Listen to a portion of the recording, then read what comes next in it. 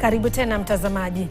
Familia moja kutoka kijiji cha Emukoa, eneo bunge la Butere, kaunti ya Kakamega, inalilia haki baada ya mwanao ambaye ni mwanafunzi wa shule ya sekondari ya Eshikalame iliyoko eneo bunge la Mumias Magharibi kutoweka katika hali isiyoeleweka akiwa shuleni humo.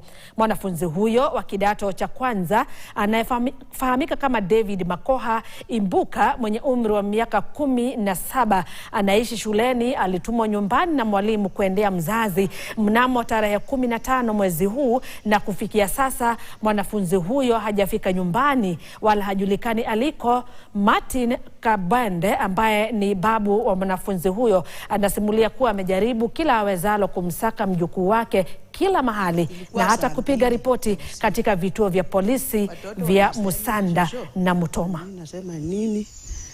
Anti anapiga simu anauliza, Makoha David ako hapa? Nasema hapana, aonekane kwa shule. Nauliza watoto, kwani mnasema nini? Ati wanasema David aonekane kwa shule. Tutakalala kesho yake, ikatuma watoto wenzake kwa shule Jumapili. Jumanne akafungulia hao watoto, akaita watoto yake wenye wanakaa nao kwa shule, wale wa boarding.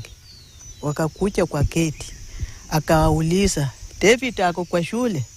Wakasema hapana, David alitumwa nyumbani kuleta msasi, pata chaonekana.